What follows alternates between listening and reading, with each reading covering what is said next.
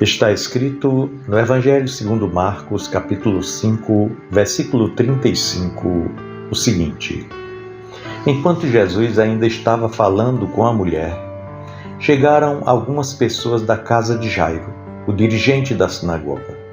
Disseram eles: Sua filha morreu. Não precisa mais incomodar o mestre. Meu irmão, minha irmã. Jairo era um líder respeitado da sinagoga judaica. Ele tomou uma decisão surpreendente para alguém de sua posição social. Ele lançou-se aos pés de Jesus, implorando pela cura de sua filha gravemente enferma. O desespero paternal superou qualquer protocolo religioso. A esperança brotara em seu coração ao ver os feitos de Jesus. E ele acreditava que se o mestre fosse até a sua casa, a sua filha poderia ser curada. E Jesus atendeu ao clamor e seguiu aquele homem. No entanto, no meio do caminho, uma notícia devastadora interrompeu a jornada. A menina havia morrido. Aquelas palavras, não precisa mais incomodar o mestre, soaram como um veredito final, selando a situação com o selo da irreversibilidade. Para os mensageiros, a morte era o fim absoluto, o limite intransponível. Afinal de contas, quem poderia vencer a morte? Talvez a mente de Jairo tenha sido invadida por dúvidas naquele instante. Como não lembrar de Davi, o rei de Israel, que jejuou e orou pela vida de seu filho, mas cessou toda súplica ao saber que ele havia morrido? Era a lógica natural. A morte como ponto final. No entanto, Jesus não se curvava à lógica humana.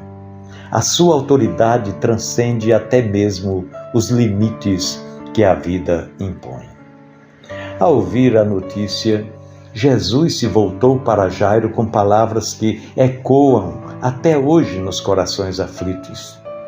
E ele disse para Jairo: Não temas, crê somente. Jesus não ignorava a realidade da morte, mas reafirmava que a última palavra pertence a Deus e não às circunstâncias. A presença de Cristo não garantia apenas conforto, mas revelava propósito. Ele não caminhava com Jairo apenas para testemunhar uma tragédia, mas para revelar a glória de Deus por meio da fé. Aqui reside um princípio profundo da fé cristã. Crer não é apenas esperar por um milagre, mas confiar nos propósitos eternos de Deus, mesmo quando eles ultrapassam a nossa compreensão. A fé verdadeira, a fé autêntica, não se alimenta apenas de desejos atendidos, mas de uma rendição consciente à vontade soberana do Pai. Uma fé que busca apenas realizações pessoais facilmente se transforma em prisão emocional, gerando frustração diante das negativas divinas. Em contraste, a fé bíblica liberta, porque se ancora na certeza de que Deus é bom, mesmo quando não faz aquilo que nós esperamos no momento. A filha de Jairo foi restaurada, não apenas de uma enfermidade, mas da própria morte. Jesus ressignificou o ponto final da história. Aquilo que para o homem era o fim, nas mãos do Senhor, se tornou o recomeço. Isso nos ensina que nenhuma situação está definitivamente perdida quando Deus está presente. A sua soberania não está limitada por diagnósticos, por fracassos, por perdas. Não. Mas isso não significa que Ele sempre reverterá o que nos entristece. Significa, sim, que tudo o que Ele faz ou permite está perfeitamente alinhado com seus propósitos eternos e infinitamente melhores que os nossos.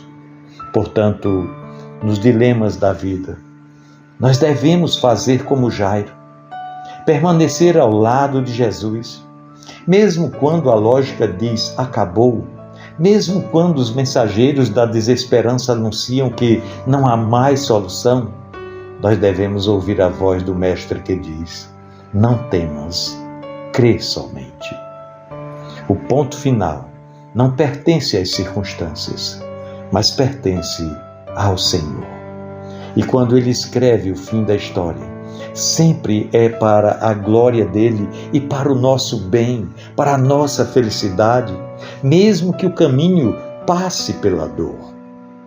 Olha, confiar em Jesus significa aceitar que, ainda que nossos planos morram, os dele nunca falham.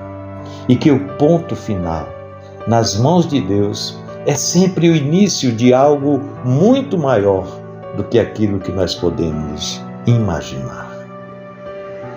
Pensemos nisso. No amor de Cristo.